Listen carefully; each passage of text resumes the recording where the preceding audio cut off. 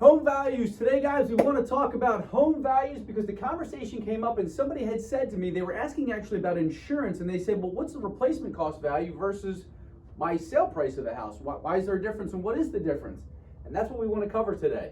So the first thing we want to talk about, guys, is we're going to go back to the very bottom and say the replacement value. So when you're looking at your house, the replacement value is, let's just say we had to start from scratch with today's labor and material. How much would it cost for you to build your house? That's the replacement cost value. That is the value more commonly than not you will see on your insurance policy. The insurance policy may be different in value from the purchase price because let's just say, for example, you have a house that costs $200,000 to build. In Manhattan, that house may be worth $1 million. I don't know about today, but it would typically be worth a lot more money. Or if you go to some of the real rough areas, whether it's parts of Camden or parts of Philadelphia, where the values may be a little bit lower, that house may only be worth $150,000 versus the $200,000 that it costs to build. Remember, you can't burn land. Land's always there, so the replacement cost does not cover land. It's just going up on that piece of ground. Right, whether it's got a basement, total number of beds, bathrooms, all that kind of stuff, all the fixtures and equipment, that is the replacement cost value. Neil, explain to them what an appraised value is and what makes up the appraised value. Okay, appraised value is when the appraiser comes out and he looks at comps. He looks at houses within a half-a-mile radius, like houses, the same kind of houses, and with the same amount of bedrooms, square foot, and bathrooms. And that's how we get appraised value. Yeah, basically what they want to do is they want to say, if we're looking at this house, what are the values of other houses comparable to it in the given marketplace? Okay, that's how they come up with that. That's what the appraised value is. Now, one of the most important things to know about the appraised value, Neil, when it comes to a loan, what is the most important thing to know about the appraised value with regards to the lender? They won't lend what? They won't lend above the appraised value. Yes, so let's say conceptually, if you're buying a house and it appraises for $300,000, but you're actually paying $325,000. Or $350,000 in today's market. Right. They're only going to lend you money based on what the appraised value is.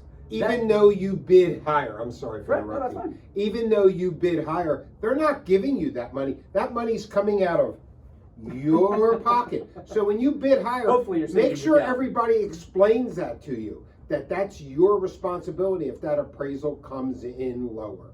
And that leads us to the market value, guys. Now, a lot of times people will say the market value should be the appraised value. Well, in the last 2 years, that's not necessarily true because there's been a lot of properties that have gone for $25, $30, $45, even $50,000 over asking, and that's because of the shortage of houses that's available in the marketplace. But by doing that, they are creating a market value. They are creating the appraised value, because if you paid $350,000 for that $300,000 house, now when that appraiser comes back for that neighborhood, he's going to say, whoa, that house appraised at $350,000, maybe another one appraised. So now that value, that appraised value, he might put in higher than $300,000. Right. So that's one of the things to realize, guys, is a house is actually worth whatever you or somebody else is willing to pay for it. So even if it appraises for, let's just say, $300,000, but because of the supply shortage and the demand for houses right now, somebody may come in with $350,000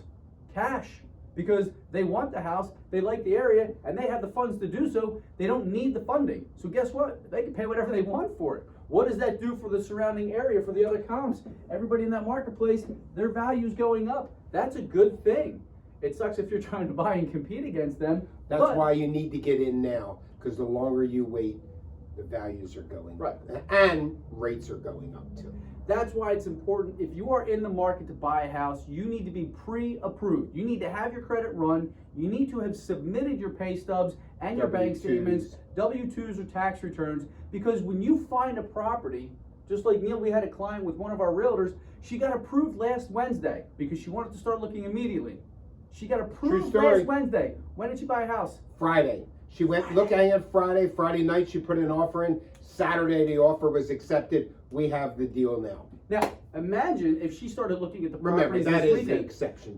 It is the exception, but it's a reality. It can happen. Imagine if that person decided they were going to go look at houses this weekend They found the perfect house, but they hadn't gotten pre-approved. Guess what? They would never have bought that house because it takes at least, well, it takes a couple hours, could be 24 hours, depending on how fast you submit your documents and stuff. But that's why if you're trying to buy a house, you need to get approved now. All your ducks in order. You want to have everything ready to go. Boop, I want that house. So that you can pull the trigger, guys. So hopefully, again, replacement value, what does it cost to rebuild that house? Let's say you had a total loss, what's it cost to rebuild that house? Appraised value, based on the comps in the area, the square footage, number of bedrooms, number of bathrooms, what would the approximate value of this house be? And then the market value is, what is somebody willing to pay for that? I hope that clarifies that for you. If you have any questions, put some comments below, send us a message, give us a call. If you want to get pre-approved, we won't even pull your credit, but we will help you understand what you're looking at from a monthly payment standpoint, from a down payment standpoint, and roughly what purchase price you could qualify for. So give us a call, let's help you. Thank you so much, have a great day. Stay safe.